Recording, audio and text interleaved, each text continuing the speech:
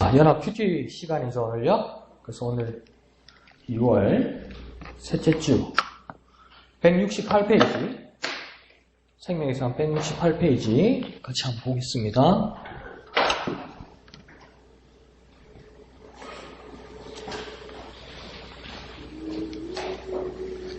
그래서 제목을 한번 같이 읽어볼까요? 제목 시작. 나귀를 타신 왕. 그래서 본문은 요한복음 12장 12절에서 19절까지인데 생명의 삶에서는 6월 19일 본문이고요. 목요일 됩니까? 목요일 본문입니다. 그래서 12절부터 19절까지 한번 우리가 같이 한번 천천히 읽어봅시다.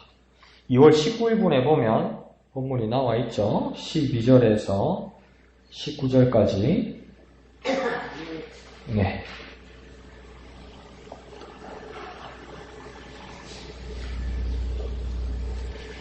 다 같이 천천히 읽겠습니다. 시작. 그 이튿날에는 명절에 온 큰 무리가 예수께서 예루살렘으로 오신다는 것을 듣고 종려 넘은 가지를 가지고 마주로 나가 외치되 호산나 찬송하리로다. 주의 이름으로 오시는 이 곧 이스라엘의 왕이시여 하더라.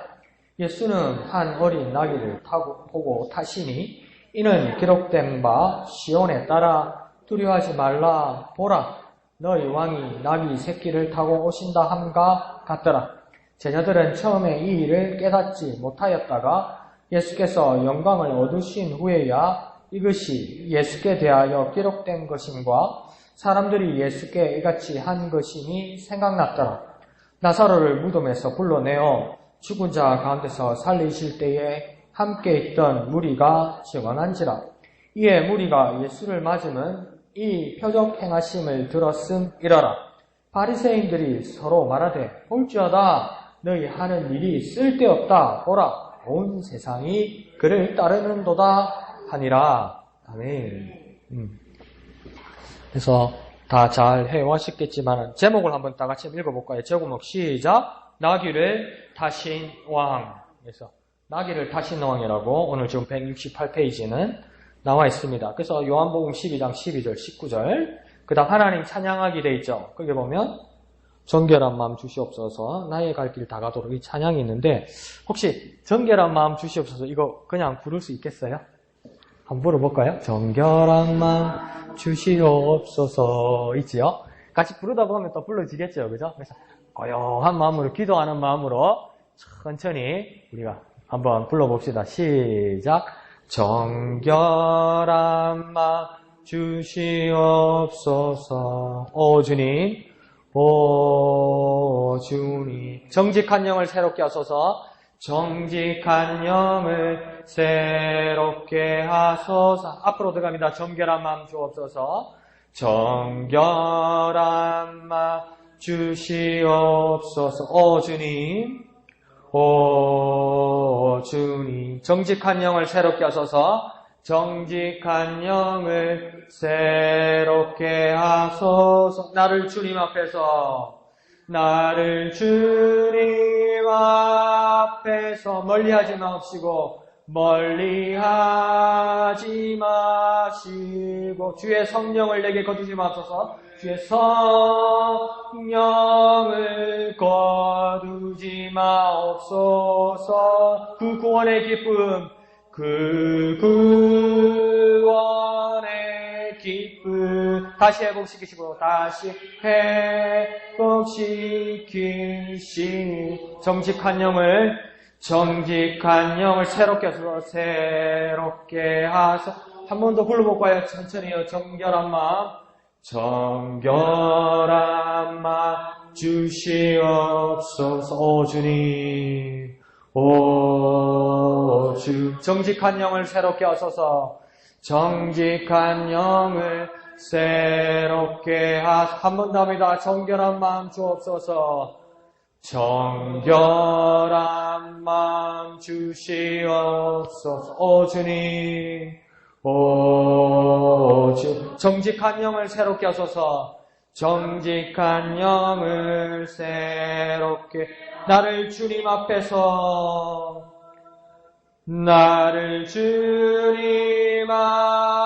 멀리하지 마시고 멀리하지 마지 주의 성령 거두지 마옵소서. 두지 마옵소서. 그 구원의 기쁨, 그 구원의 기쁨 다시 회복시키시고, 다시 회복시키시고, 정직한 영을 새롭게 하소서. 정직한 영을 새롭게 하소서. 아멘. 그 다윗이 하나님 앞에 찬양 드렸던 내용이죠. 정결한 마음 내게 주십시오. 정직한 영을 내게 주십시오. 이렇게 기도하는 모습이, 그게 다윗의 모습이 왜 그렇게 빛나는지 한번 이렇게 조용히 묵상을 해보면, 왕이었는데 다 누릴 수 있고 다 마음대로 할 수 있을 때 다윗의 마음에는 더 두려움이 있었습니다. 내가 이렇게 누리다가, 이 권세를 누리다가, 부를 누리다가, 영광을 누리다가 하나님 잊어버릴까봐, 그렇게 두려워하면서 하나님 앞에 기도하고, 주의 성신을 내게서 거두지 마옵소서. 주님의 성령이 내게서 떠나면 나는 어떻게 될까? 막 이런 두려움에 주님 앞에 기도했다는 거죠. 그러니까 우리가 기뻐할 때도, 좋은 일이 있을 때도 어떡합니까? 항상 하나님을 의식하고 하나님을 두려워하는 마음으로 기도하고, 주님 내게 떠나지 마십시오. 이 기쁨 때문에 내가 주님을 잃어버리는 이 비참한 일은 없게 해주십시오. 이렇게 기도했으면 좋겠습니다. 저도 그랬으면 좋겠고, 그래서 저도 어제 친구들하고 재미있는 이야기를 했지만, 그 복권 있잖아요. 복권이 내가 지난주에도 이야기했잖아요. 200만 명 중에 한 명이 될 그 꼴인데, 그 확률이 마른 하늘에 날벼락 맞을 그 확률이라고 그랬잖아요. 그런데 복권을 사는 사람들은 이유는 뭡니까? 그래도 벼락 맞는 놈 있는 거 아니냐 이런 거죠. 그래서 했는데, 이번에 미국에서 그 재판, 그러니까 걸어져 있는 돈이 1,400억 원이었답니다. 1,400억 원. 그런데 두 사람이 됐대요. 그래서 2,800억 원을 갈라서 한 사람당 1,400억 원이 됐대요. 그런데 한 사람은 이제 미국의 텍사스에 사는 흑인 여자가 된 거예요. 그런데 이 양반이 혼자서 사는 여자인데 애가 4명이에요. 근데 또 한 명은 누구냐면 내성마비 장애를 가진 친구예요. 근데 이분이 된 거예요. 근데 미국은 재밌는 게 뭐냐면, 복권이 되면 얼굴하고 사진하고 다 나옵니다. 난리가 나는 거죠. 그러면 이제 막 그날로 난리 납니다. 오만 사람 다 찾아옵니다. 사회복지센터부터 해서 막 난리가 나요. 근데 이게 신문기사 맨 끝에 이분이 뭐라고 로또를 받은 소감을 이야기했냐면, 1,400억 원을 받아서 가장 먼저 해야 될 일이 11조 하는 거래요. 그러면 1,400억 원이 되었으면 얼마를 11조 하는 겁니까? 3분의 1? 믿음이 너무 큰데, 집사님? 10분의 1이니까 140억 원을 교회에다가 11조를 하겠다는 거죠. 그래서 목사가 못 돼가지고 뭐라 하냐면, 그 교회는 놀았겠네. 이런 생각을 했는데, 그게요, 쉽지 않아요. 우리가 1,000원을 벌었으면 100원을 11조 하기 쉽고요. 10만 원을 벌었으면 10,000원을 11조 하기 쉬운데요. 1,400억 원이 내게 돈이 왔을 때 140억 원을 11조 한다는 마음의 결단은 어렵습니다. 그러니까 제가 아는 어느 집사람이 밑에다가 저한테 그렇게 조언을 해놨더라고요. 그래서 우리는 복권이 안 되는가 봐. 이러더라고요. 우리는 받으면 딴 생각 나니까. 그러니까 우리는 그거 받으면 하나님 떠날 확률이 높으니까. 그러니까 우리는 또 마음으로 그러죠. 일단 한번 줘보세요. 그러죠. 10중 8구 우리들은 그걸 가지고 하나님을 위해서 일하지 않을 거예요. 않을 거예요. 지금은 아닐 것 같죠. 근데 그게 생기면요, 사람은 변해요. 근데 다윗은 어떡합니까? 내가 이 왕의 자리에 있어도 주님의 성령을 거두지 말고. 성령이 무슨 소리야, 왕인데. 성령이 무슨 소리야, 1,400억 원인데 성령이 무슨 소용이 있어. 그냥 버리면 되지. 다윗은 뭐라고 그럽니까? 주님의 성령이 떠나면 아무 소용없답니다. 그래서 내게서 주님의 성령이 떠나지 말라고 그렇게 기도했다는 게, 그래서 위대한 사람입니다. 그래서요. 권력이 많아서 위대한 사람이 아니고, 자기가 가진 권력이나 돈보다도 더 위대한 주님을 알았기 때문에 그 사람이 위대한 사람이에요. 그러니까 우리가 좀 편안하고 좀 기분 좋을 때 더 기도합시다. 하나님 앞에. 주님을 떠나지 않게 해주십시오. 이 기쁨 때문에 주님 떠나지 않게 해주십시오. 좋을 때 기도합시다. 좋을 때. 절대 기도합시다. 누구 들으라고 하는 소리인데 그건 나한테 하는 이야기입니다. 사실은 절대 기도해. 절대. 좋습니다. 포커스 있죠. 포커스 이걸 예수님은 이걸 이덕자 자매가 오늘 크게 읽어야 돼요. 우리 지하실처럼 읽으면 안 들려요. 오늘은 크게 한번 예수님은 한번 읽습니다. 이덕자 자매 읽어주십시오. 예수님은 세상의 지배자가 아닌 평화와 승리의 왕으로 이 땅에 오셨습니다. 아멘. 예, 감사합니다. 그래서 예수님은 이 땅에 오셨다. 링크 때려야 됩니다. 예수님은 이 땅에 오셨는데 오신 것이 평화와 섬김의 왕으로 오셨다. 이렇게 합니다. 그러니까 예수님 끝까지 왕이시라는 겁니다. 왕은 왕인데 어떤 왕이냐면 지배자가 아니라 평화와 섬김의 왕으로 왔다. 그러니까 이게요. 사실은 우리가 예수님을 많이 배웠으니까 이해는 가는 거지만 평화를 선택하고 섬기는 자가 왕입니까? 내가 왕이면 밑에서 전하, 폐하, 성은이 만극하옵니다 이러면서 섬김을 받는 게 왕이잖아요. 근데 섬김의 왕, 섬기는 왕이 세상에 있습니까? 없어요. 섬기는 왕은 없어요. 어떻게 대통령도 장관한테 장관님의 뜻이 무엇입니까? 장관님의 뜻을 따르겠습니다. 그런 대통령은 없어요. 근데 심지어 왕인데 백성 밑으로 내려가서 사람들 밑으로 내려가서 섬기는 자리가 왕이 된다는 거예요. 이게 무슨 말입니까? 섬김을 섬기는데 보통으로 섬기는 게 아니고 최고로 섬기겠다는 겁니다. 섬김 하나에는 일가견이 있다는 겁니다. 섬김 하나에는 스페셜리스트라는 겁니다. 섬김 하나에는 전문가라는 겁니다. 섬김 하나는 누구도 따라올 수 없을 만큼 섬기는 자라는 겁니다. 그러니까 보통 섬기는 게 내가 왕이니까 이 정도 무릎 꿇으면 에이 왕이 왜 이렇게까지 하십니까? 그 정도 섬김이 아니라 그냥 막 땅바닥에 길 정도로 최고로 섬기는 자라는 겁니다. 섬김 하나는 최고라는 겁니다. 그래서 빌립보서 2장에서도 뭐랍니까? 죽기까지 섬긴다고 이야기하는 거예요. 섬기면 섬기는 신용 정도로 하는 게 아니라 최고로 잘 섬기는 자가 되겠다는 겁니다. 그 자가 누구라고 이야기하는 겁니까? 예수님이라고 이야기하는 거예요. 예수님이라고 이야기해요. 왕임에도 불구하고 섬긴다는 이야기가 아닙니다. 여기서는요. 죽기까지 최고로 섬기는 데는 1등이 되는 짱이 되는 애들 말로 짱이 되는 섬기는 자가 되겠다. 그러면서 우리는 어떻게 기도합니까? 나 예수님 닮기를 원합니다. 나도 예수님 닮기를 원합니다. 그러면서 오늘 본문을 읽으면서 난 언제 예수님을 닮을 수 있을까? 그런 마음도 들어요. 난 언제 예수님을 닮을 수 있을까? 감히 날 건드려? 감히 내 자존심을 건드려? 난 그런 마음이 많거든요. 그런데 예수님은 명확히 평화와 섬김의 왕으로 평화를 주기 위해서 목숨까지 바칠 정도로 가장 낮은 자리로 갔다는 겁니다. 야, 그러니까 우리는 끝까지 예수님을 배울 수 있고요. 끝까지 예수님을 닮으려고 노력할 수 있고요. 우리 인생은 아직도 끝까지 살 가치가 있습니다. 왜요? 아직 예수님 못 닮았으니까. 그럼 죽을 생각하지 마세요. 인생 끝났다 생각도 하지 마세요. 예수님 닮지도 못했는데 뭘 인생이 끝났다고 생각하고 있어. 아니요. 제 생각에는. 저한테 이야기해야 되죠. 설교가 아니지. 저한테 죽을 생각도 하지 말고 인생 끝났다 생각도 하지 말자. 예수님 아직 예수님 발끝도 하나 못 닮았는데 뭘 끝난 것처럼 살고 있어. 뭘 죽은 것처럼 살고 있어. 아직 멀었다. 예수님 닮아야지. 그런 마음이 들어요. 여러분은 어떤 마음이 듭니까? 한번 이야기해 볼까요? 어떤 마음이 듭니까? 평화와 섬김의 왕이라는 그 예수님의 어떤 마음이 들고 어떤 느낌이 있습니까? 어떤 나눌 이야기 있을까요? 지하실에서는 잘하는데 올라오니까. 그럼 뒤에 또 기회가 있으니까 또 한번 이야기해 봅시다. 그래서 밑에 보면 3나누기 있습니다. 그래서 한 주간 하나님이 나와 어떻게 함께 하셨는지 나누어 봅시다. 이랬잖아요. 한 주간에는 여러분 사건들이 많이 있지 않았습니까? 설 명절이니까 좀 다른 장소, 다른 시간을 저와 여러분이 보냈잖아요. 그죠?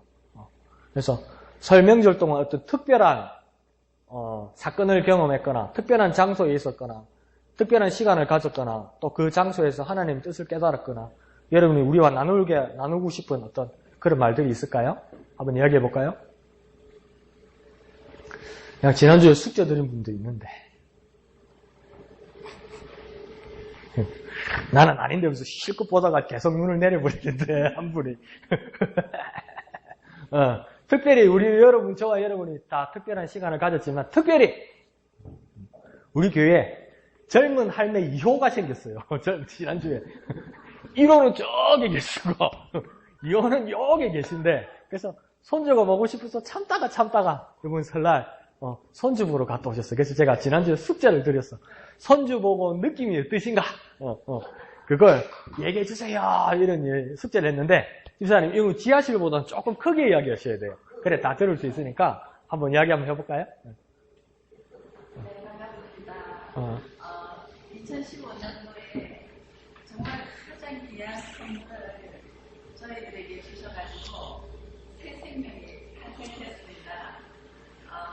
정말 기다리다가 기도하면서 임팩게 해달라고 했을 때 하나님께서 그 기도 응답해 주셔서 임팩게 하셨고 또 건강하게 태어나게 해달라고 또 하나님께 기도했었는데 또 건강한 모습으로 태어나서 정말 감사하고요. 그래서 이제 제 마음 같아서는 아기가 13일날 태어났어요. 그런데 마음 같아서는 그날 밤차를 타고 올라가고 싶었어요. 그런데 그러지 못하고 그냥 기도하면서 하나님께 모든 행사를 맡기면서 이렇게 지내왔었고 이번 설날을 통해서 이번에는 저희가 한번 서울까지 아들을 한번 보러 가야 되겠다 하고 이제 갔습니다. 꿈을 안고 갔는데 갑자기 차를 타고 가는데 우리 남편 이집사님이 금갈국에서 이렇게 도착을 했는데 사람이 너무 호락히 변하거든요.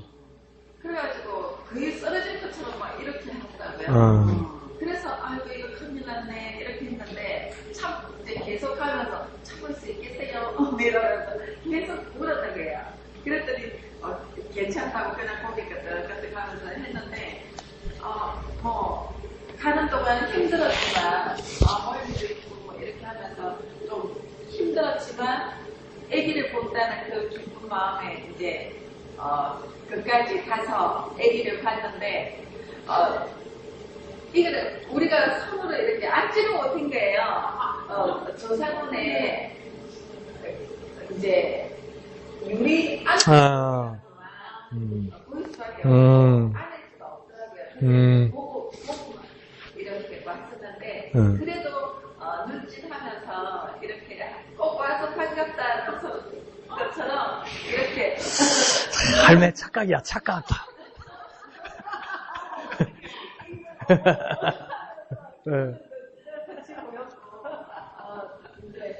산모도 건강한 모습이었고 이래서 기뻤고요.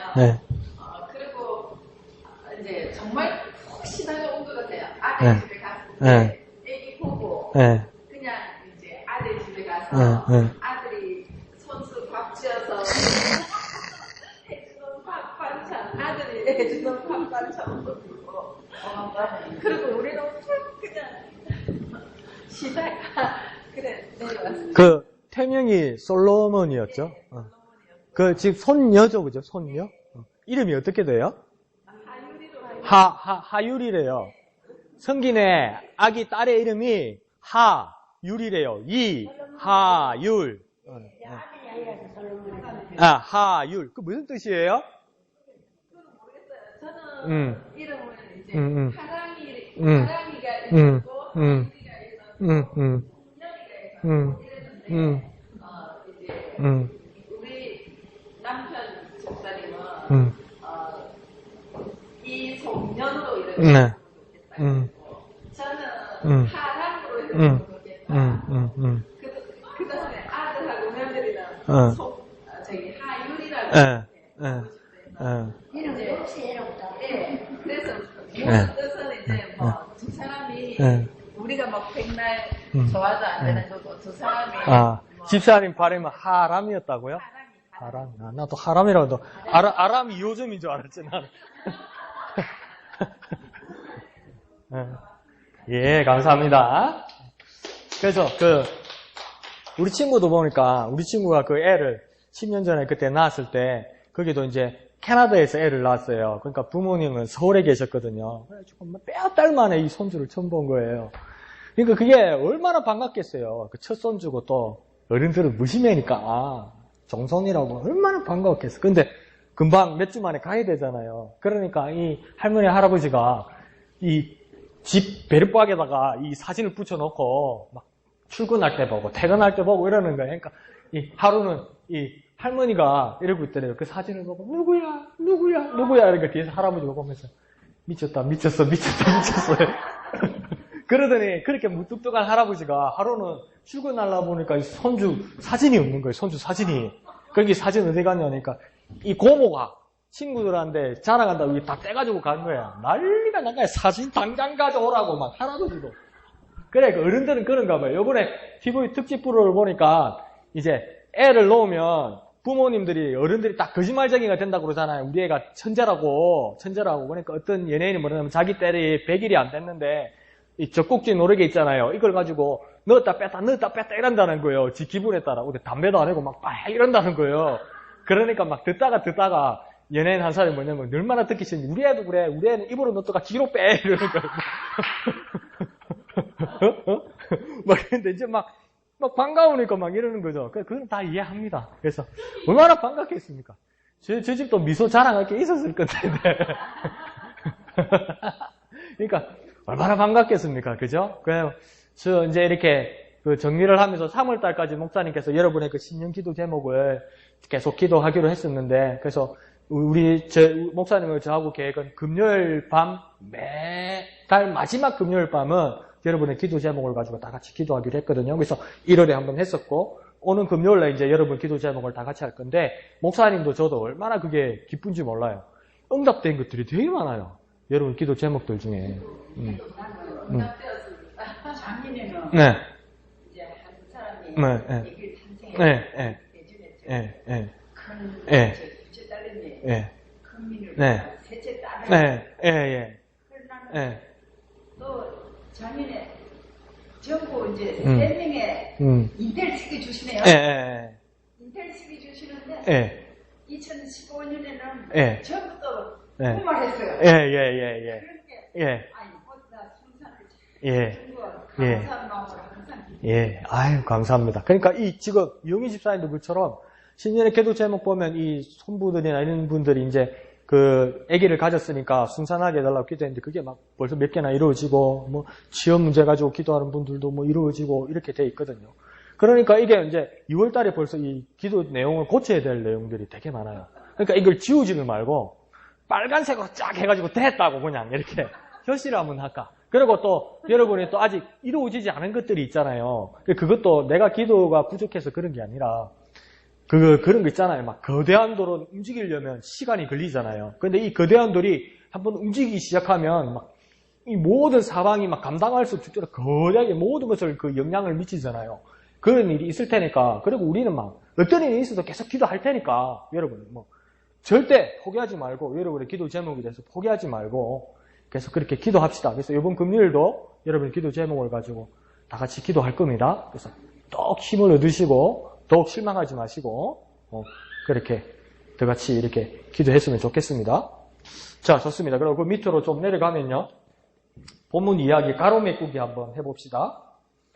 1번요. 1번 다 같이 읽으면서 한번 풀어봅시다. 1번 시작. 명절에 예수님은 제자들과 함께 큰 무리가 기다리는 어디에? 예루살렘에 입성하셨습니다. 네, 그래서 그 명절이니까 큰 무리들 많은 사람들이 모여 있어서 예루살렘으로 예수님께서 가셔서 이제 마지막 준비를 하시게 되는 겁니다. 그래서 목사님께서도 전에 말씀하셨지만 이 명절 기간이 되면 특별히 또 유월절 같은 경우에는 각 지역에 있는 유대인들이 이 예루살렘으로 모이게 되거든요. 그래서 그 인구가 심지어는 한 10배 가까이 모였다고 이야기하기도 합니다. 그래서 예수님 문화의 풍습 보면 예수님께서 나귀도 풀어오라고 그러고 내가 너희들과 같이 마지막 밥을 만찬을 나눌 유월절 만찬을 나눌 그 장소를 찾아보라고 이야기하잖아요. 근데 그 풍습이 어떤 게 있냐면 이 예루살렘 지역의 사람들이 기본적으로 타지에서 오는 사람들에게 그 명제를 무조건 제공해줘야 됩니다. 무조건. 빈자리가 있고 그래 무조건 제공해 주는 겁니다. 그리고 서로 간에 신뢰가 있어요. 도둑이나 사기나 이런 거 없어요. 그 당시에는. 그러니까 잘 쓰고 돌려주고 잘 쓰고 또 깨끗하게 정리해주고 막 그런 문화거든요. 그래서 엄청난 인구들이 지금 모여 있을 겁니다. 예수님이 지금 예루살렘으로 입성하는 동안요. 자, 2번 다 같이 읽습니다. 시작. 무리는 종려나무 가지를 가지고 호산나 찬송하리로다 주의 이름으로 오시는 이 곧 이스라엘의 왕이시여라고 했습니다. 그래서 종려나무 가지를 이렇게 흔들면서 그게 의식 중에 기쁨의 의식 중에 한 가지였다고 그럽니다. 그리고 뭐라고 불렀다고 합니까? 호산나 이랬다 하지 않습니까? 호산나가 무슨 뜻이라고 우리 알고 있습니까? 기본적으로는 어서 우리를 뭡니까? 구원하소서, 뭐 도와주소서, 뭐 함께하소서, 그러니까 그 19일날 밑에 가면 그렇게 표시가 돼 있죠, 그죠? 호산나의 뜻은 도우소서, 건져내소서, 구원하소서, 찬송하고 막 기뻐하는 그런 내용이라는 겁니다. 그걸 예수님한테 막 했다는 겁니다. 흔들어서. 그래서 왕으로 오시는 이야 이렇게 했다는 겁니다. 근데 신기하죠, 그죠? 이렇게 해놓고 그 며칠 후에 그냥 또 어떡합니까? 죽여라! 그놈 죽여라! 그런 또 이 사람도 있을 거예요. 그러니까 왕이여 할렐루야 호산나 우리를 구원하소서 하면서 막 뿌리고 막 환영 이렇게 된 거 아니에요. 막 잠실주 경기장에서 막 서태지 오면 서태지 이런 거 아니에요. 근데 며칠 지나서 뭐랍니까? 저놈 죽여라! 십자가에 달려 죽어라! 이게 왜 그랬을까?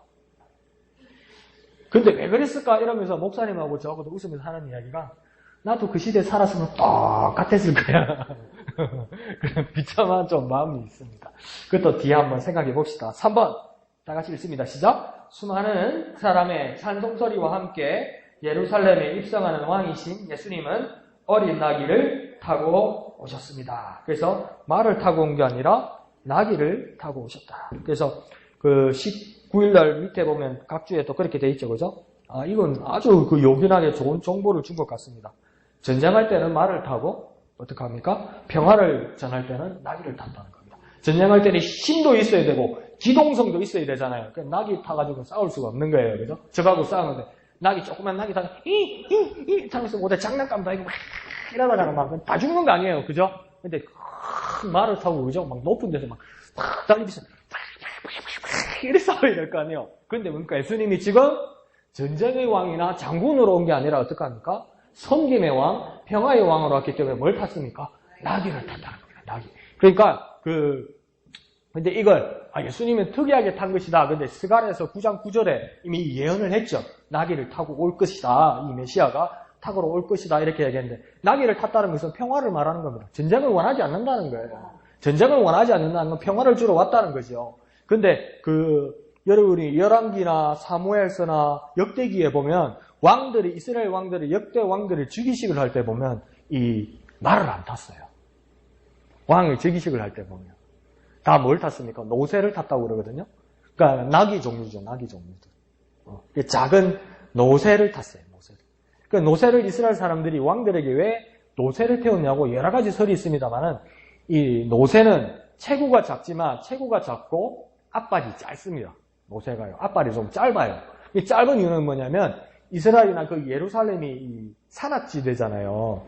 그러니까 또 길도 좁잖아요. 그럼 왕이 즉위식을 해서 카프레이드를 하면, 그러니까 우리나라 올림픽 금메달 따면 카프레이드 하잖아요. 오픈까지 이렇게 카프레이드 하잖아요. 금메달 땄다고 막 손 흔들고 하면 우리 그런 거 안 했어요. 옛날에 환영 이런 거 안 했어요. 우리 진해 있을 때 했는데 해군산학교 졸업식 오면 대통령 오면 뭡니까? 대통령 보던 말도 태극기 흔들고 이랬잖아요. 아스팔트 새로 깔고 난리 났잖아요. 막 벚꽃 안 핀다고 막 비닐 씌워가지고 꽃피라고 막 불 떼고 난리 났었잖아요. 근데 이스라엘도 뭡니까? 그러면 왕이 즉위식을 했으면 카프레이드를 하는 것처럼 해야 될 거 아니에요. 그러면 좁은 지형과 높은 산악지대를 가려면 이 나귀는 노새를 탈 수밖에 없었어요. 근데 이게 뭡니까? 전쟁이 아니라는 거죠. 평화라는 거죠. 그래서 예수님께서 말을 타지 않고 나귀 새끼를 탔다는 것은 뭡니까? 평화를 전하러 왔고 모든 방방곡곡에 이 기쁜 소식을 알리러 오셨다는 겁니다. 이해하시죠? 좋습니다. 그러면 어려운 문제는 이제 끝났고 오른쪽으로 한번 가봅시다. 묵상 포인트 있죠? 묵상 포인트 보면 사람들은 예루살렘에 입성하시는 예수님을 향해 호산나 이스라엘의 왕이시여 라고 외쳤습니다. 그렇지, 이게 이상해요. 이게 진짜 알고 외쳤을까? 정말 예수님이 구원자라는 것을 알고 외쳤을까? 저는 그런 의문이, 그런 좀 고민이 됐어요. 진짜 예수님이 구원자라는 것을 믿고 호산나 이랬을까? 그럼 저 사람들이 말하는, 그 당시에 외쳤던 사람들이 말하는 구원은 뭘까?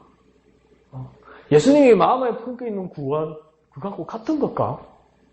예수님이, 하나님과 예수님이 계획했던 그 구원, 메시아로서의 구원, 왕으로서의 구원, 그 구원과 지금 호산나 외치는 예루살렘 백성들의 구원과 같은 걸까? 같은 걸까? 그런데 왜, 며칠 후에 예수님을 향해서 저놈 죽여라! 십자가에 달아라! 그랬을까? 마음이 변한 걸까? 안 그러면 그냥 예수님에 대한 기대에 대해서 실망해서 배신감이 불타서 그랬을까? 그런 생각이 들었어요. 그러면서, 뭔지는 모르겠지만 다르구나. 예수님이 생각하는 왕, 예수님이 생각하시는 구원, 이 사람들이 생각하는 왕, 이 사람들이 생각하는 구원이 좀 다르구나. 달라서 이 문제가 생겼거나, 좋다. 그럼 저와 여러분은 예수님이 진짜 구원, 예수님이 진짜 무슨 왕인지는 저와 여러분 안다 이거죠. 좋다. 그럼 내가 지금 이 세상을 산다. 큐티니까. 내가 지금 21세기 2015년 2월 오늘을 사는 내가 예수를 믿는다고 이야기하는데 애시당초 예수님이 말씀하시는 구원과 내가 생각하는 구원은 같은가? 그러니까 예수님께서 창세전부터 준비하셔서 이스라엘 땅 예루살렘에 오셔서 십자가에 달려 돌아가시고 부활하시면서 인생들에게 주신 구원과 내가 진짜 내 마음속에 숨기고 싶을 정도로 내 마음속 깊은 곳에 있는 정말 깊은 곳에 있는 누구에게도 한번 공개하지 않았던 내 마음속에 깊은 곳에 있는 궁극적인 구원하고 같은가? 저한테 그 질문을 한번 해본 거예요. 그 질문을. 나한테. 뭔지, 예수님이 구원이 뭔지는 지식적으로는 아는데, 저와 여러분이. 그 당시는 그것 때문에 은혜 받고, 그 때문에 구원받아서 하나님의 자녀가 됐는데, 그 예수님이 말씀하시고 영원히 변치 않는 예수님의 구원의 계획과, 내 마음속에 깊은 곳에 있는 소원, 차마 입 한번 떼지 못했던 내 마음속에 있는 깊은 소원, 그 구원하고 같은가? 한번 생각을 해봤어요. 근데 고민이 되더라고요, 고민이. 이게 딱 들어맞는다고 자신있게 말을 못하겠더라고요, 저는. 여러분은 어떻습니까? 예수님이 가지고 있는 구원, 예수님이 주시려는 구원, 예수님이 생각하는 왕, 이 왕과 내가 생각하는 왕, 내가 생각하는 구원하고 똑같습니까? 여러분은 어떻습니까? 여러분 생각은 어떻습니까? 그러면 더 쉽게 말해서 여러분이 예수님께 바라는 것, 예수님 우리에게 주시려는 것과 여러분이 예수님에게 바라는 것 똑같습니까? 그러니까 예수님이 김옥성 집사님에게 주시려는 것과 김옥성 집사님이 예수님께 바라는 것하고 똑같습니까? 똑같다고? 한 번씩 헷갈리게 한단 말이야. 한 번씩 털털 막히게 한단 말이야. 이양덕 집사님, 예수님이 이양덕 집사님에게 주시려는 것과 이양덕 집사님이 예수님께 바라는 것하고 딱 맞습니까? 지지민 집사님이 아이고 사랑하는 막내 아들 이름이 빨리 안 들어오는 지지민 집사님이 동윤이한테 주려는 것과 동윤이가 지지민 집사님에게 바라는 것하고 똑같습니까? 아니죠. 그럼 이제 알겠죠. 김홍성 집사님이 사랑하는 이삭이 이신이에게 주려는 것과 이삭이 이신이가 김옥순 집사님에게 바라는 거하고 똑같습니까? 안 같죠. 난 이런 고민이 이제 생기기 시작하죠.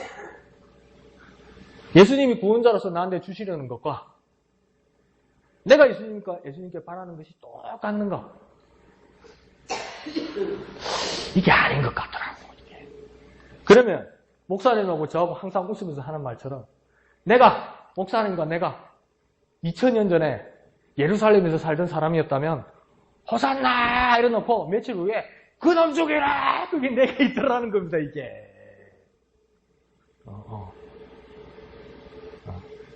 어떻게 다릅니까? 여러분은 예수님께 바라는 걸 어떻게 다릅니까? 한번 이야기하실 분 있으세요? 어렵다. 어렵다. 진짜 어렵다. 그게 죄송해서 어려운 거다, 그죠? 주님한테 죄송해서, 그죠? 주님한테 죄송해서. 주님한테 죄송해서 참 어려운 거다, 그죠? 또, 어떻습니까? 어떤 마음이 듭니까?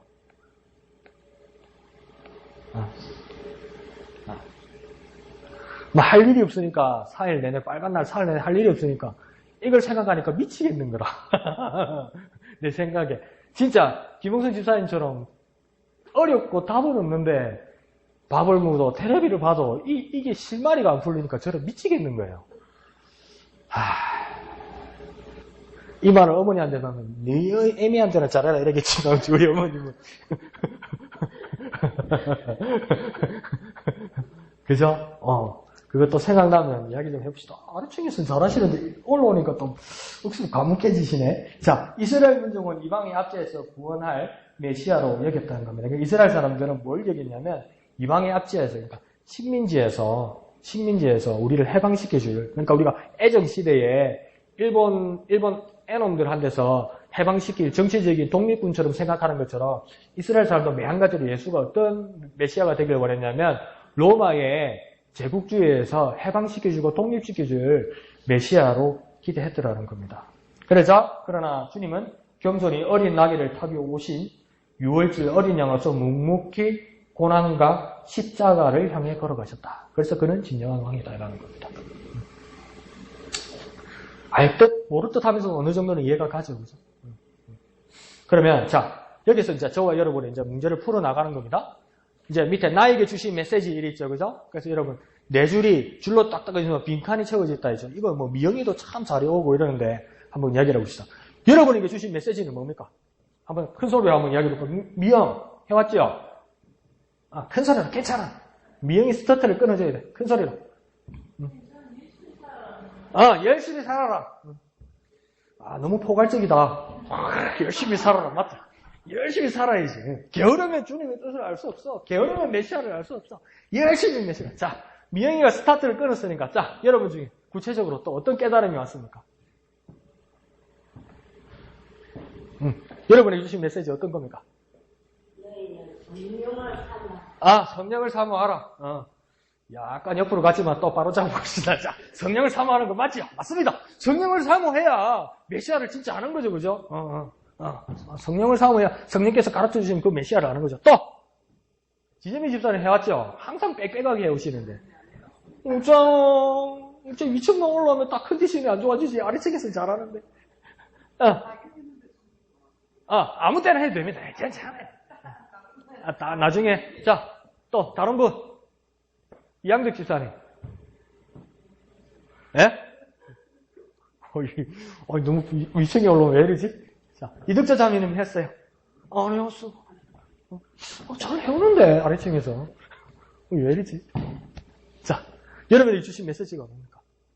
메시아, 왕, 이게 대해서 지금 이야기하는 거예요. 예수가 메시아라는데, 예수가 왕이라는데, 다시 쉽게 말하면, 이 당시에 명절에 지금 이스라엘 사람들도, 예수가 왕이지, 예수가 메시아이지, 그래요. 그러니까 예수님이 뭐냐면, 나 왕이다, 나 메시아다, 그래요. 그러니까 이스라엘 사람들은, 그래, 당신은 왕입니다. 당신이 메시아입니다. 그래요. 근데 뭔가 문제가 생긴 거 아니에요. 그죠? 뭔가. 서로 이해하는 게 다른 거 아니에요. 그러면 우리가 여기서 깨달아 나에게 주신 메시지는 뭐냐는 겁니다.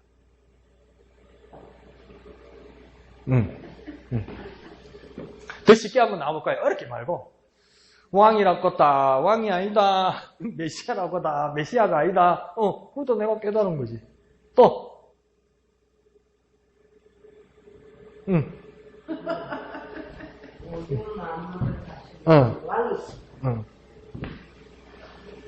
자, 보세요. 봅시다.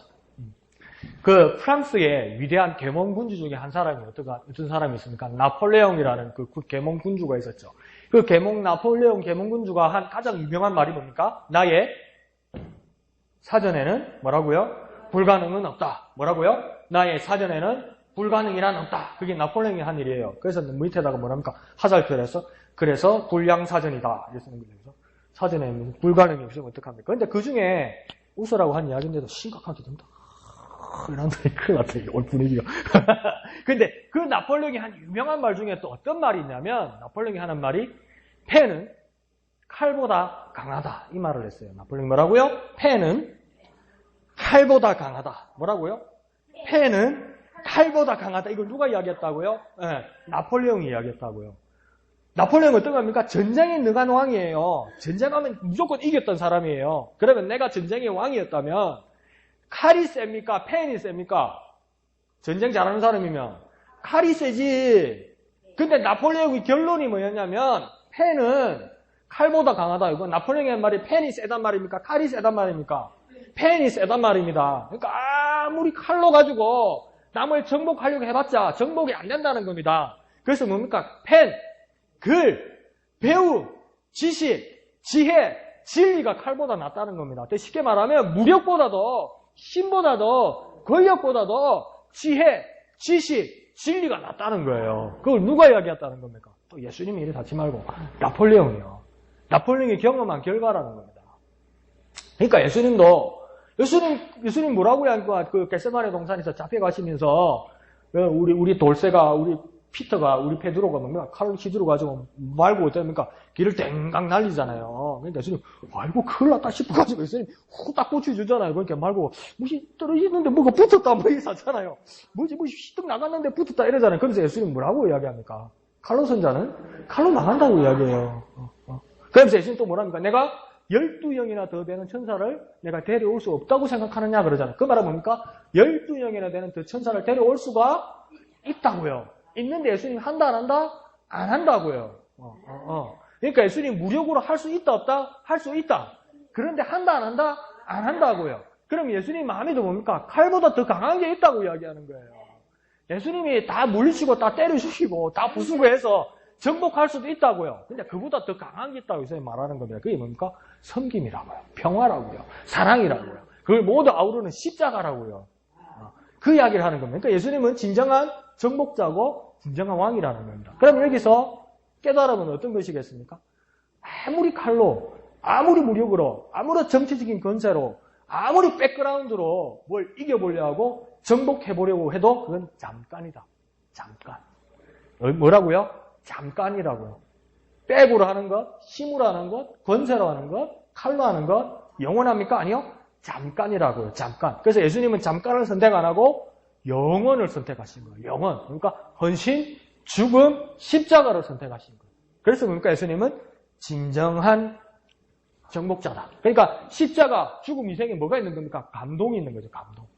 감동이 있어야 되는 거예요. 감동. 그 감동의 절정은 십자가더라는 겁니다. 감동 없으면 안 된다는 거예요. 감동. 우리도 어떡합니까? 감동이 있어야 된다는 거예요. 감동. 예수의 피와 예수의 보혈이 우리에게 능력이 되고 우리의 생명이 되는데 그 예수의 피, 예수의 보혈, 귀하신 피가 내게 뭐가 됩니까? 감동이 되어야 되는 거예요. 예수의 십자가가 어떻게 됩니까? 내게 감동이 되어야 되는 거예요. 아무리 예수의 피 이랬다. 그거 아무 소용없는 거예요. 내게 감동이 없으면 아무리 예수의 피 뿌리는 신용을 해도 그건 내게 아무 감동이 없는 거예요. 동짓날 팥죽 그거 벼락박이 붙이는 거하고 똑같은 거예요. 그게 도깨비 나가라고. 아무 효험이 없는 거예요. 예수님이 피, 예수님이 희생, 예수님이 죽이면 내게 감동이 돼야 돼요. 감동. RCS는 일이 안 했는데 자꾸 설교가 되네. 여러분 잘할 수 있습니다. 아직 많이 남았습니다. 자, 나에게 주신 메시지 할 사람 한 번만 더 해봅시다. 예, 지정희 집사님 정리가 됐네. 큰 소리로.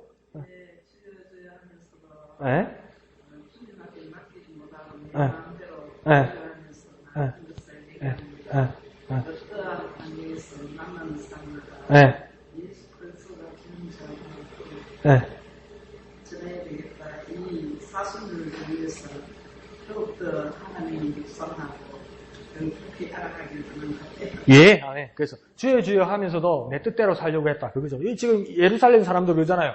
주여 그래놓고 왕이라 그래놓고 메시아라 그래놓고 내 마음대로 하잖아요. 그런 모습이 변화되어야 되겠다. 지지미 집사님 그렇게 말씀해 줍니다. 밑에 적용하기 1번 문제 봅니다. 예루살렘에 입성하시는 예수님을 향해 환호하던 무리는 어떤 왕을 기대하고 있었나요? 이거 한번 해봅시다. 제가 정리를 많이 해드렸다, 그죠? 예루살렘으로, 지금 예루살렘에 입성해요. 그 사람들이 막, 호산나, 왕이야! 이랬잖아요. 어떤 왕을 기대한 것 같습니까? 여러분 생각에? 이 사람들? 예, 정치적 왕. 또? 구원해줄 왕. 또? 뭐라고? 예? 이영자매 큰 소리로 뭐라고? 평화와 섬김의 왕? 해방시키는 왕. 또? 다른 분? 삶에서 어려움을 해결해줄 메시아. 예, 맞습니다. 또? 그러니까 여러분이 다 지금 대부분 말씀하시는 거예요. 그러니까 정치적이고 해방자이고 내 삶의 개인적인 문제를 해결해줄 왕으로만 생각했던 거예요. 근데 그걸 안 한다고 그러니까 실망스러운 거죠. 자, 그러면 두 번째 질문. 나는 예수님께 무엇을 구하고 있나요? 나는 예수님께 무엇을 기대했나요? 정답을 물어보는 게 아니라 나는 그러면 예수님께 지금 무엇을 기대하고 무엇을 구하고 있나요? 한번 이야기해 볼까요? 그러면 나는 이전의 삶은 이 사람들과 비슷하게 나는 예수님께 무엇을 기대하고 무엇을 구하고 있었나요? 한번 이야기해 볼까요?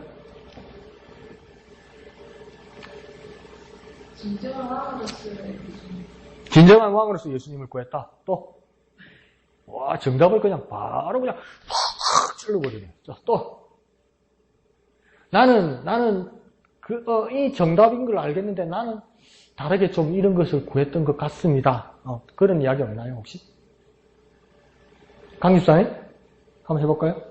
지금 나는 예루살렘에 있는 물류와 같은 것을 구하고 있다. 아, 예, 좋습니다. 그렇죠?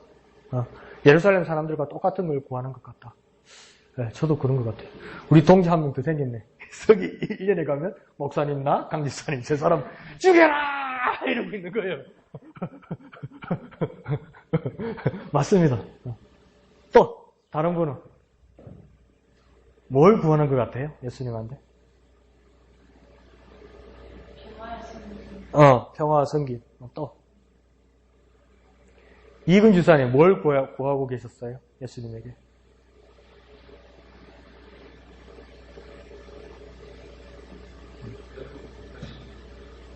뭐라고요? 배부르고 등 따시고, 맞죠? 배부르고 등 따신 거. 요즘 세상에 진짜 중요하죠.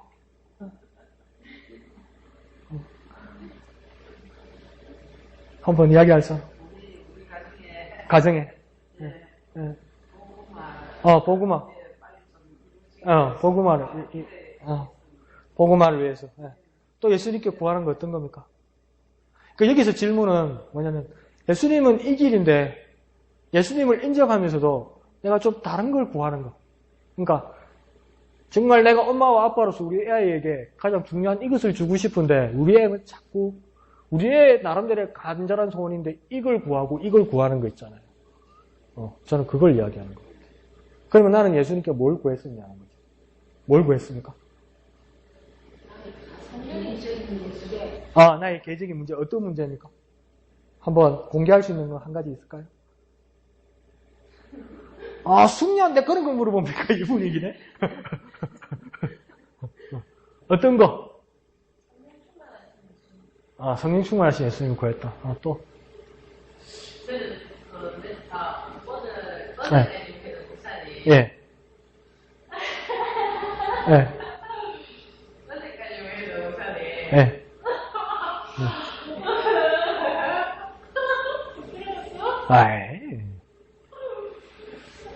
사실은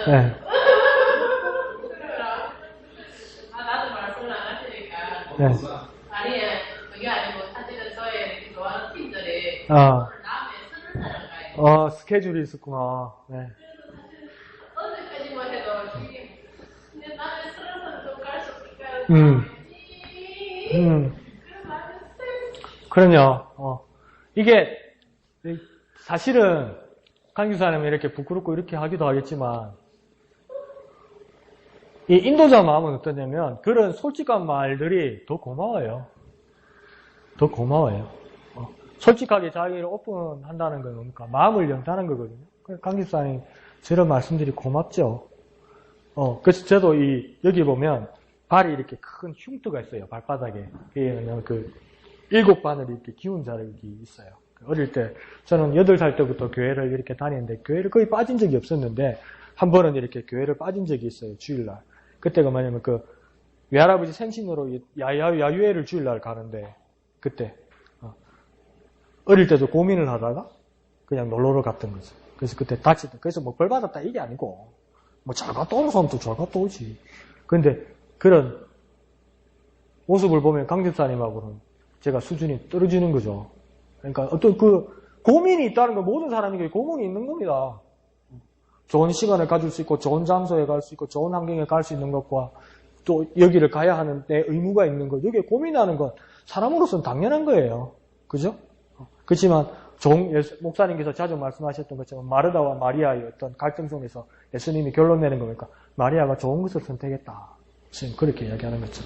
마리아와 마르다도 다 고민과 갈등이 있었겠죠. 이걸 해야 될까? 이걸 해야 될까? 일단 마리아는 주님의 말씀을 듣는 걸 선택하는 거죠. 좋은 것을 선택했다. 선택했다는 건 뭡니까? 갈등이 있었고 고민이 있었다는 거죠. 이해하시죠? 좋습니다. 그러면 밑에 2번 한번 봅시다. 예수님의 예루살렘 입성이 어떤 의미인지 깨닫지 못했던 제자들이 훗날 진정한 깨달음을 얻은 이유는 뭘까요? 그러니까 제자들도 그걸 몰랐던 것 같아요. 예수님이 예루살렘 입성이 어떤 의미인지, 예루살렘에 들어오시는 이유가 뭔지 그 당시에는 몰랐던 거예요. 몰랐던 거. 그런데 훗날에 진정한 깨달음을 얻은 이유는 무엇일까? 이렇게 질문하는 것도 왜 나중에 가서 깨달았을까요? 예수님이 부활하신 이유. 예수님이 부활하신 이유이기 때문에 또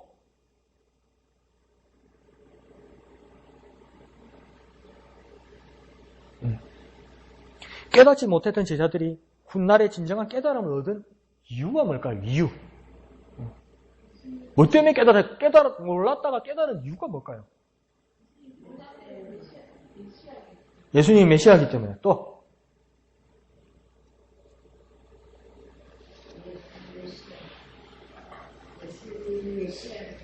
오늘 본문에 보면 그 답이 어느 부분에 있어요. 본문에 보면. 뭐 때문에 전에는 몰랐다가 후에 제자들이 알게 됐을까요? 겸손과 순전의 왕이기 때문에 또. 그러면 제가 더 가까이 이제 힌트를 드릴게요. 16절에 있어요. 16절에. 몰랐다가 알게 됐대요. 뭐 때문에 몰랐다가 알게 됐다고 이야기합니까? 알게 된 이유가 뭡니까? 자, 또. 왜 알게 됐을까요? 평화와 기쁜 소식이기 때문에 또.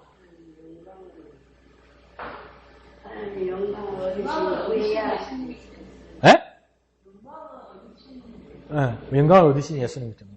예? 기록된 것을 보았기. 예, 이게 다 맞는 말이에요, 지금요. 본문 안에서 보면 뭡니까? 뭐 때문에 제가 얘기하냐면 본문 안에 보면 몰랐었대요. 깨닫지 못하였다가 이렇게 돼 있잖아요. 근데 16절 맨 끝에 보면 뭡니까? 생각났더라 이렇게 이야기하잖아요. 그러니까 이전에는 몰랐고 나중에는 알았다가 맨 앞에 맨 뒤에 16절에 있어요. 그러면 대답은 가운데 여러분이 말한 게 전부 맞는 거예요. 이해하십니까? 그러면서 가장 코어가 되고 핵심이 되는 겁니까? 영광을 얻으신 것을 보고 이제야 알게 됐다는 겁니다. 그러면 그 영광을 얻으신 게 뭐냐는 겁니다. 한번 이야기해 볼까요? 그 영광을 얻으신 이유가 영광을 얻으신 모습이 뭘까요, 도대체? 한번 여러 가지를 한번 이야기해 봅시다. 영광을 얻으신 모습이 어떤 걸까요?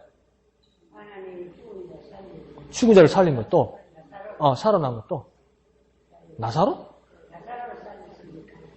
나사로는 아닌 것 같은데. 네? 부활하신 것 또. 그러니까 영광이라는 것이 추상적인 언어고 영광에 대해서 구체적으로 생각해 보면 지금 어떻게 합니까? 그 영광에 대해서 제자들이 드디어 깨닫게 됐다는 거 아니에요, 뒤에. 그죠? 드디어 깨닫게 됐다는 거 아니에요. 무엇이 우리를 깨닫게 하냐는 겁니다. 무엇이 우리를 깨닫게 합니까? 기록된 말씀 또 무엇이 우리를 깨닫게 합니까? 예수님께서 마지막에 가까이 다다르면서 아주 구체적으로 말하면서 무엇이 너희를 깨닫게 할 거라고 이야기해요. 와, 우리 할머니 집도만 마차 앞이네, 고마. 뭐죠? 성령 받아라. 성령이 시면 의에 대하여, 죄에 대하여, 의에 대하여, 심판에 대하여 깨닫게 하신다. 그러니까 영광, 여기서 구체적인 영광은 뭡니까? 성령으로 예수의 모든 일들을 깨닫게 하시는 것. 그게 영광이라는 겁니다. 이해하십니까? 그냥 다른 거 다 끝나고 성령. 네, 성령. 이해하시죠? 좋습니다. 그래서 기도문이 있는데 기도문을 놔두고 제가 한번 이야기를 하면 그러니까 예수님은 좀 이렇게 뭐랄까요? 마음이 이렇게 갑갑하시고 좀 이 상황에서 좀 답답하셨을 거예요. 그죠? 그 메시아나 왕에 대해서 자꾸 오해하고, 근데 오해한 걸로 끝나는 게 아니라 그 분위기로 자꾸 몰아가고, 그죠? 그 분위기로 예수님을 자꾸 몰아붙이려고 그러고, 그러니까 또 예수님이 그 분위기로 안 끌려가니까 그냥 홧김에 예수님을 죽이려고 그러고, 뜻대로 안 되니까. 그러니까 승질대로 하는 거죠. 유대인들도 막 승질을 내고 승질대로 안 따라오니까 예수님을 이제 죽이려고 하고, 그런 상황이죠. 그런데 그런 상황에서 예수님은 얼마나 마음 아프고 답답하셨을까. 진짜는 이건데, 궁극적인 건 이건데, 예수님이 무기력해서 그러는 게 아니라, 그런 걸 내가 보면서 제가 이거 한 가지 느낀 건, 전에도 한번 말씀드렸지만, 제가 그 캐나다 토론토에서 옛날에, 벌써 10년이 넘었다. 자꾸 캐나다 이야기하기도 부끄럽다. 캐나다도 억수로 변해서긴데. 10몇 년 된 이야기를 자꾸 이야기한다. 나도 참 꺼리 돋다. 엄청 변했었긴데, 그죠? 지네 14-15년 전하고 지네 지금하고 엄청 변했잖아요. 그죠? 그처럼. 6대가 없어지고 이랬잖아요. 지금 막 6대 잡초가 날 줄 누가 알았어요. 지게. 그죠? 그처럼 막 이 변한 것처럼 그것도 얼마나 변했겠어요. 그런데 그때 제가 그 당시에 이제 이 구역처럼, 어른들 구역처럼 이 모임들이 있었어요. 근데 이 토요일마다 청년들이 작은 그룹으로 이렇게 모여서 예배도 하고 큐티 나눔도 하고 막 이런 걸 한 그 모임이 있었어요. 근데 이제 이 친구들이 유학생이고 어려우면서도 얼마나 서로 간에 의지하고 또 헌신이 되어 있었는지 그 집에 가서 예배를 하고 이러면 부담 갖지 않고 같이 이렇게 식사를 나누고 이 정도로 아주 잘 되어 있는 그 분위기였죠. 근데 저야 다 가난하지만 저도 특별히 가난해서 걸어 다니고 버스 타고 다니고 그 추울 때 그랬어요. 그러니까 전에도 말씀드렸잖아요. 많이 추울 때는 영하 20도도 내려가고 그래요, 거기가. 그러면 눈이 오면 안 보일 정도로 쌓이고. 그런데 하루는 이제 어느 그 친구 집에서 이제 그 모임을 해서 제가 이렇게 쭉 가는데, 제가 이제 그때 모임을 인도하는 차례였거든요. 모임을 인도하면서. 근데 그 눈을 맞고 그래 갔는데 정말 이래 그 귀한 나눔이 됐던 거예요. 그 말씀을 아주 큐티하고 서로 나누고 이러면서 정말 좋은 나눔이 되고 이래서 이제 다 기뻐하고 은혜롭고 이렇게 된 거예요. 정말 말 고맙다, 네 위로가 고맙다, 서로 이렇게 되고. 그러니까 그게 끝나면 이제 식사를 나누잖아요. 그 식사를 나누는데, 전에도 말씀드렸지만, 한 친구가 정말 좋은 기분으로 날 놀리려고 그러는 게 아니고, 저를 괴롭히려고 그러는 게 아니고, 정말 좋은 의도로 비싼 포도주를 한 병 들고 와가지고, 따서 묵자는 거죠. 그러니까 예수를 잘 모르고 신앙생활한 지 얼마 안 되면, 술을 먹으면 안 된다는 거 어디서 배웠어. 근데 성찬 때 보면 포도주를 갈라먹어. 그러니까 포도주를 아무 때나 먹어도 되는 줄 아는 사람이 있어요. 아무 때나 포도주를 아무 때나 부어 마시면 되는 줄 오해하는 사람이 있어요. 교회 나온 지 얼마 안 된 사람. 그러니까 이 친구가 좀 집에 돈이 있는 친구예요. 그러니까 비싼 포도주를 사가지고 온 거예요. 아주 비싼 포도주를. 대구의 10대 부잣집 아들이래. 그러니까 얼마나 비싼 포도주를 사가지고 왔겠어요. 근데 분위기는 뭐냐면 말씀 가지고 전부 제가 나눈 말씀 가지고 은혜를 받았는데 포도주 한 병에 모든 친구들이 다 홀딱 넘어가는 거예요, 이게. 비싼 포도주니까. 평생 한번 못 볼 포도주니까. 한 잔에만 엄청난 돈이 될 그 포도주니까 믿음 좋아하고 있네, 은혜 좋아하고 있네, 느낌이 그렇게 가버린 거예요, 그 분위기가. 빡 따니까 전부, 눈이 밝아지는 것처럼, 눈이 밝아지는 진리를 깨닫는 것처럼, 그 포도주병을 뽕 따는 순간, 눈이 뽕! 이렇게 뚫리는 거예요, 전부. 그러면서 저만 잔을 갖다 대는 거예요. 근데 내가 여기서 어떻게 해야 되나? 예루살렘 성에 가셔서 예수님 판을 씻고 신치하는 것처럼 이렇게 하고 포도주를 씩 뿌리고 이 병을 깨삐야 되나? 비싼 긴데 나도 받아 먹고 회개하면 되나? 언제 한번 마시보겠노? 받아 먹어야 되나? 그런데 그 마음에서 제가 약한 마음을 가졌던 건 뭐냐면요. 더 이상 이 분위기를 바꿀 수는 없다. 내 한 사람은. 이 분위기를 바꿀 수는 없다. 갑자기 회개하고 기도회 하겠습니까? 그 분위기에서. 안 하지요. 그러면 제가 찾았던 최선의 방법은 나 혼자 이 자리를 나가야 되겠다. 더 이상 방법은 없겠다. 그래서 제가 그랬어요. 그냥 나 먼저 갈게 이랬어요. 나 혼자 먼저 갈게. 그러니까 친구가 차를 태워주려고 그랬는데 이 친구도 술판에 그냥 빨리 들어갔으니까 나 혼자 이제 걸어가야 되는 거야. 그 친구 집에서 나왔는데 그날 폭설경보가 내린 거예요. 지금 우리 교회 뒷문이 있죠? 이 정도도 안 보일 정도로 눈이 내리는 거야. 내가 걸어가야 돼. 걸어가야 돼. 나왔어요. 밥도 못 먹고, 술 한 발 못 받아먹고, 음복도 한 번 못하고. 나왔어. 눈이 내리는데 또, 보슬보슬 내리는 거 바람까지 불어가지고, 앞이 안 보이는 거예요. 그러면, 비바람이 앞길을 막아도 나는 가리, 주의 길 가리, 눈보라가 앞길을 막아도 나는 가리, 주의 길이, 이 길은 진리의 길, 이 길은 고난의 길, 이렇게 불러야 되는데, 그 노래가 안 나와. 뭐가 나온 줄 알아요? 눈보라가 휘날리는 바람찬 휘남부도 이 노래가, 정성스럽게 그 노래가 나오는 거예요. 아, 참나, 은혜가 안 됩니다.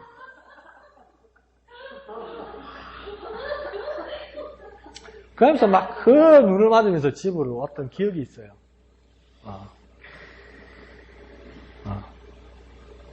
제가 왜 이야기하는지 아는 분은 알겠죠?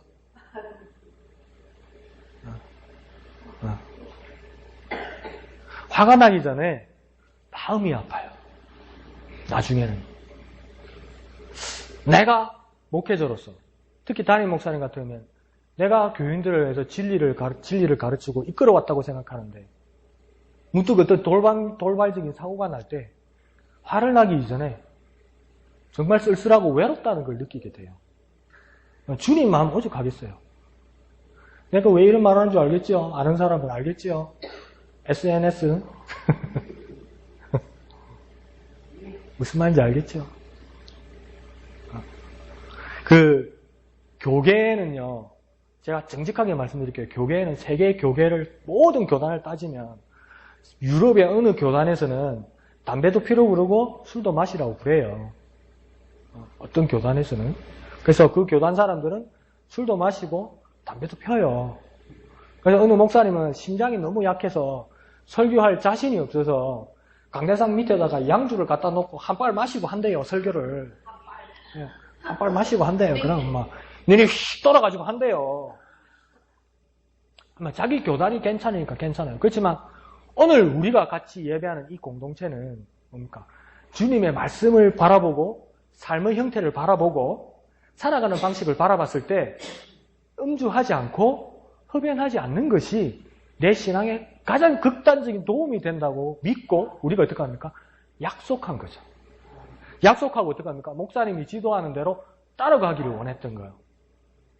그런데 어느 교단에는 술 먹는다는데, 어느 교단에는 담배 핀다는데, 적당하게 먹으면 되지, 적당하게 마시면 되지. 여러분, 적당하게 먹고 적당하게 마시는 사람이 과연 누가 있습니까? 내가 알아서 할 게 있고, 내가 알아서 하면 누가 상처받는 일이 있고, 공동체가 어려워지는 일도 있고, 그런 면일 때 우리가 진해 옥양교회 기독교 한국 침례의 교리를 따라서 우리가 다 같이 하나님 앞에서 신앙생활을 하기로 약속을 했으면 그 약속을 우리가 깨트리면 안 된다는 거야. 신뢰가 있어야 되고 그 신뢰는 주님을 향한 믿음이라는 거예요. 믿음. 그게 깨질 때 이제 배신감이 불타는 게 아니고 워낙 상처를 많이 받아놓으니까 배신감이 불타는 게 아니고 마음이 아픈 거지. 어떻게 될까 앞으로. 상처받을 건데 저 사람들. 어떻게 될까. 그런 아픈 마음이 있다는 거예요. 이해하십니까? 뭔 말인지 알겠죠? 아는 사람은 알겠죠? 주님 마음도 지금 그러지 않았을까. 그러니까 좋은 게 좋은 거 아니라는 겁니다. 예수님은 예루살렘 들어갔을 때 호산나 왕이여 어서 독립시켜 주십시오. 어서 해방시켜 주십시오. 어서 로마 황제 가이사를 때려 죽으십시오. 그 뜻으로 왕이여 메시아야 이러는데 왜 하나를 좋아하니까 그래 좋다 들어와 예수님이 이렇게 한 게 아니고 그게 마음이 아프더라는 거예요. 그게 마음이 아프더라는 거예요. 누가 하나님 뜻과 바라게 어떤 일을 하고 있는데 축하합니다. 잘 됐습니다. 잘 되기를 바랍니다. 그 말이 차마 입에 나오지 않는 게 뭡니까? 주님의 마음이고 우리가 주님의 마음을 닮아가는 거더라는 겁니다. 그게 몰라. 나 여러분은 예수님 또 이제 왕따 당하게 생겼어. 그렇지만 그 주님의 뜻을 따르는 저와 여러분이 됩시다. 그리고 또 그들을 미워하지 말고 기도합시다, 기도. 가서 갠세에 낳고 얻고 뭐 그런다고 바뀔 거 없어요. 가서 고함 지르고 난리친다고 바뀌려면 벌써 바뀌었어요. 주님께서 역사하지 않으면요, 안 바뀌어요. 그러면 주님 마음을 움직이고 주님께서 역사하시고 우리의 형제 자매들이 바뀌고 우리 공동체가 바뀌더라도 가장 큰 무기는 뭐 있습니까? 오늘 목사님 말씀하신 처럼 저녁에는 뭐 하는 겁니까? 기도하는 겁니다. 기도하는 겁니다.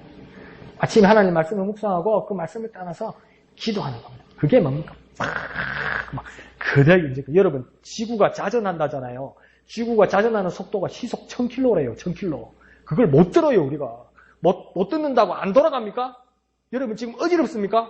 안 어지럽죠? 근데 이렇게 도는 게 지금 시속 1000km로 돌고 있어요. 근데 여러분이 지금 안 어지러워. 왜냐면 거대한 지구가 시속 1000km로 돌고 있어요. 지금요. 그처럼 우리가 기도할 때 아무것도 아닌 것 같고 아무것도 안 일어나는 것 같고 완전히 또라이들끼리 모여가지고 막 이상한 소리를 하는 것 같고 그게 기도같이 보일지 모르지만 우리의 영적인 힘은 뭡니까? 기도하는 거고 그 보이지 않고 들리지 않는 것이 뭡니까?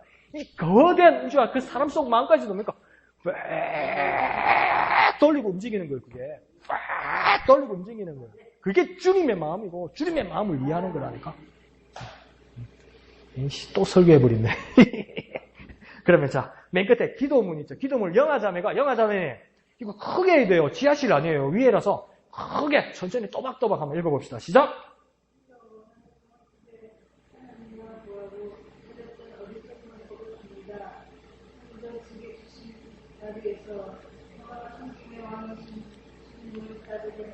아멘. 자, 우리 다시 한번 읽어볼까요? 시작! 제가 원하는 모습에 하나님만 구하고 찾았던 어리석음을 고백합니다.